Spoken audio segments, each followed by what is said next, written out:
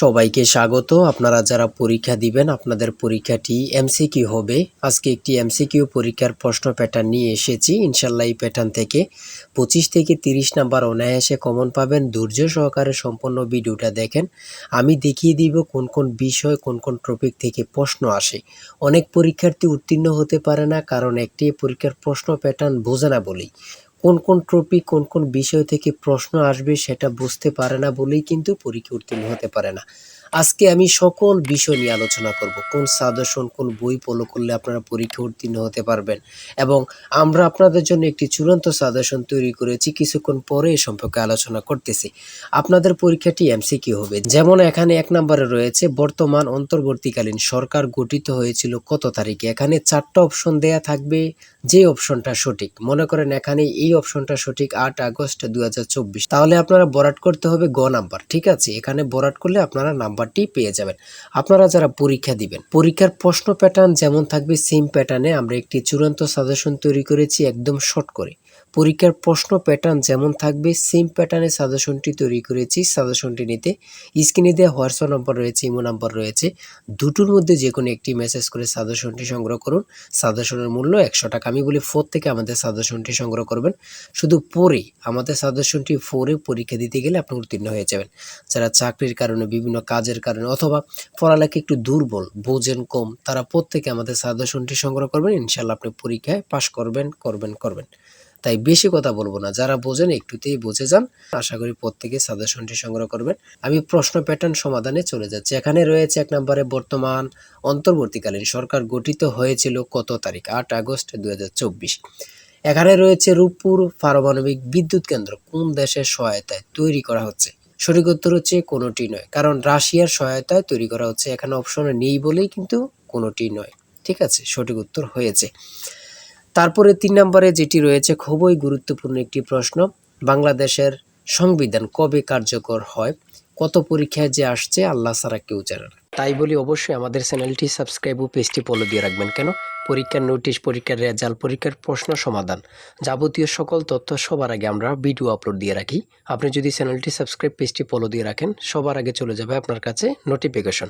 মনে করেন আপনি পরীক্ষা দিয়েছেন, পরীক্ষার প্রশ্ন সমাধান দেখিয়ে দিব, তারপরে রেজাল্টের অপেক্ষা করা লাগবে না, আমাদের চ্যানেলে পেয়ে যাবেন, সকল তথ্য পেয়ে যাবেন, এবং কি নতুন নতুন চাকরির তথ্য পেয়ে যাবে। সার্কুলার দেওয়ার সাথে সাথে আমাদের চ্যানেলে আপলোড দেওয়া হবে। আপনি শুধু আমাদের চ্যানেলটি সাবস্ক্রাইব, পেজটি ফলো দিয়ে রাখলে সবার আগে চলে যাবে আপনার কাছে নোটিফিকেশন। তাই অবশ্যই চ্যানেলটি সাবস্ক্রাইব, পেজটি ফলো দিয়ে আমাদের মেম্বার সদস্য হয়ে আমাদের সাথেই থাকবেন। কত পরীক্ষায় যে আসছে আল্লাহ ছাড়া কেউ জানে না, সেটা হচ্ছে 16 ডিসেম্বর 1972 সালে।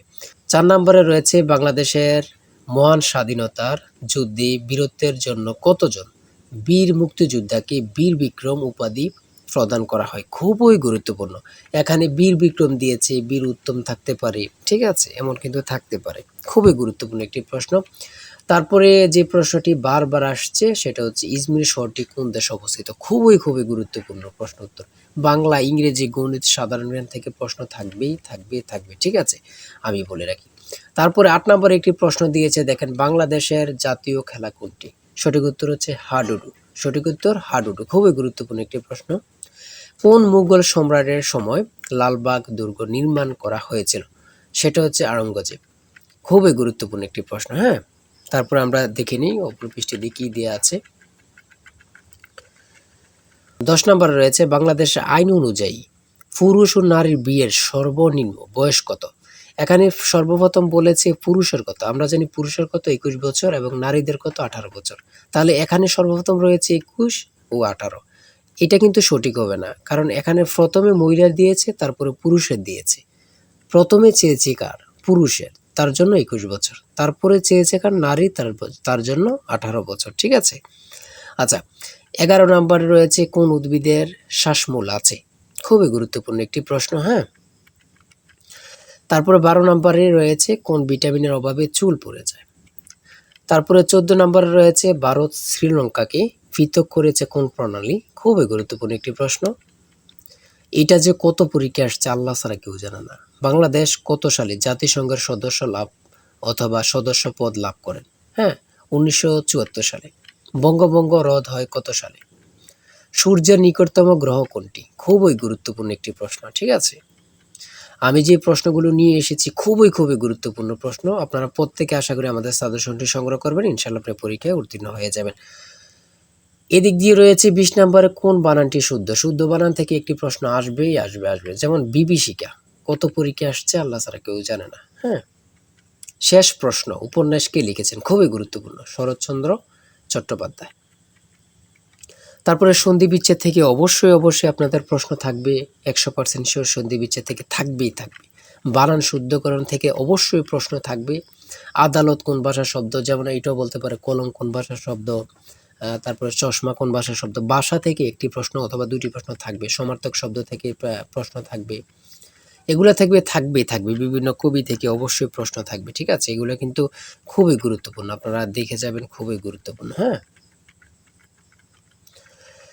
তারপরে রয়েছে ৩০ নম্বরে রয়েছে আকাশ ভেঙে পড়া। বাগধারা থেকে অবশ্যই থাকবে। আমার কথা বুঝতে পারছেন? বাগধারা থেকে অবশ্যই থাকবে। কবিতা থেকে যেমন কপোতাক্ষ নদ কবিতাটি কার লেখা? ঠিক আছে? থাকবে। Identify the correct passive form of this sentence. Do you know them? ইংরেজি ক্ষেত্রে খুবই একদম সহজ থাকবে। এত কঠিন কোনো প্রশ্ন থাকবে না। ঠিক আছে? আপনারা বুঝতে হবে। ঠিক আছে? এত কঠিন কোনো প্রশ্ন থাকবে না। ট্রান্সলেট থেকে ইংরেজি থেকে থাকবে। তারপরে ৩৪ নম্বরে রয়েছে কোন বানানটি সঠিক? ঠিক আছে? সঠিক। আপনারা ট্রান্সলেট থেকেও থাকবে। ঠিক আছে? ইংরেজি পার্ট থেকে ট্রান্সলেট থেকে থাকবে, কারেক্ট থেকে থাকবে। তারপরে ট্রান্সলেট থেকে থাকবে, এটা কিন্তু ১০০% শিওর। আপনারা ভালোভাবে ট্রান্সলেট পড়বেন। লিখিত বলেন আর এমসিকিউ বলেন, ট্রান্সলেট থাকবেই। ঠিক আছে? আর্টিকেল থেকে থাকবে, প্রিপোজিশন থেকে থাকবে ইংরেজি ক্ষেত্রে, এগুলা থাকবে। ভয়েস থেকে থাকবে। তারপরে গণিতের ক্ষেত্রে থাকবে। মান নির্ণয়ের অঙ্ক গণিত থাকবে। মান নির্ণয়ের অঙ্ক থাকবে। হ্যাঁ? ঠিক আছে? আর আমাদের সাজেশনের প্রত্যেকটি প্রশ্নের ব্যাখ্যা ও সমাধান সহ আপনারা পেয়ে যাবেন। তারপরে এখানে রয়েছে ১ কোটিতে কত মিলিয়ন হয়? ১ কোটিতে কত মিলিয়ন হয়? খুবই গুরুত্বপূর্ণ। সেটা হচ্ছে ১০ মিলিয়ন। শতকরা থেকে থাকবে, লাভ ক্ষতি থেকে অবশ্যই থাকবে। ঠিক আছে? অনুপাত থেকে থাকবে, দশমিকের গুণ থাকবে। এটা কিন্তু একদম সহজ। আমি আপনাদেরকে একটু বুঝিয়ে দিই। এখানে ২ দুগুণে ৪, ৪ দুগুণে ৮। দশমিকের পরের সংখ্যাগুলো গুণ করে দিবেন। ২ দুগুণে ৪, ৪ দুগুণে ৮। তাহলে আমরা রেজাল্ট পেলাম কত? ৮। ঠিক আছে? তাহলে দশমিকের পরে কয়টা শূন্য? মানে সংখ্যা ১, ২, ৩, ৪, ৫, ৬। এখন ৬টা পেয়েছি। দশমিকের পরে সংখ্যা পেয়েছি ৬। যদি আমরা এর পূর্বে গুণ করে ৮ পাই, তাহলে ৬টা সংখ্যা হইতে, হ্যাঁ, ৮-এর সাথে কয়টা শূন্য দিতে হবে? ৫টা শূন্য দিলেই কিন্তু আপনার হয়ে যাবে। ঠিক আছে? যেমন ১, ২, ৩, ৪, ৫টা শূন্য আর ৮। সঠিক উত্তর হচ্ছে ক। ঠিক আছে? বুঝলে কিন্তু একদম সহজ এগুলো। এত কঠিন প্রশ্ন থাকবে না। একদম ইজি। কিন্তু আপনারা আনইজি ফিল করবেন। ঠিক আছে? আরে এটা তো পারি কিন্তু মনে আসতেছে না। ভয় পাওয়া যাবে না। ঠিক আছে? নিজেকে শক্ত করতে হবে। পিতা পুত্র থেকে অবশ্যই অঙ্ক ১ নাম্বার থাকবেই থাকবে। ঠিক আছে? জ্যামিতি থেকে অঙ্ক থাকবে। ঘাবড়াতে পারবেন না। অনেকেই ঘাবড়িয়ে যায়। ঠিক আছে? পরীক্ষার হলে ঘাবড়িয়ে যায়। ভয় নিয়ে পেলে তারা কিন্তু পারবে না। ৭৮ ডিগ্রি কোণের সম্পূরক কোণ কত ডিগ্রি? ৭৮ ডিগ্রি কোণের সম্পূরক কোণ কত ডিগ্রি? আমরা জানি সম্পূরক কোণ হচ্ছে ১৮০ ডিগ্রি। আর পূরক কোণ হচ্ছে ৯০ ডিগ্রি। হ্যাঁ? তো সম্পূরক কোণটা ১৮০ ডিগ্রি হলে যদি ১৮০ তে ৭৮ মাইনাস দেন, বাকি যেটা আছে ওটাই হচ্ছে সম্পূরক কোণ। ঠিক আছে? সর্বশেষ রয়েছে ৬০ নম্বরে ১৩ সেন্টিমিটার ব্যাসার্ধের বৃত্তের কেন্দ্র হতে ৫ সেন্টিমিটার দূরত্বে অবস্থিত যে এর দৈর্ঘ্য কত? সেটা হচ্ছে ২৪ সেন্টিমিটার। এতক্ষণ আলোচনা করলাম। যদি ভালো লাগে অবশ্যই আমাদের চ্যানেলটি সাবস্ক্রাইব ও পেজটি ফলো দিয়ে রাখবেন, কেন নেক্সট ভিডিও পাওয়ার জন্য। আমাদের চ্যানেলটি সাবস্ক্রাইব ও পেজটি ফলো দিয়ে রাখলে নেক্সট ভিডিও আপলোড দেওয়ার সাথে চলে যাবে আপনার কাছে নোটিফিকেশন।